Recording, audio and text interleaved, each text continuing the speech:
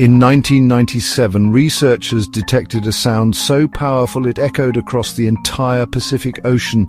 They called it the bloop. It was louder than any known marine creature, sending scientists into a frenzy. Was it a giant unknown sea monster, a supervolcanic eruption, something else? But here's the twist. No known animal or natural event could explain the frequency and intensity of the bloop. Years later, scientists suggested it came from icequakes, massive chunks of Antarctic ice breaking apart. But not everyone is convinced. Could something ancient and undiscovered still be lurking in the abyss?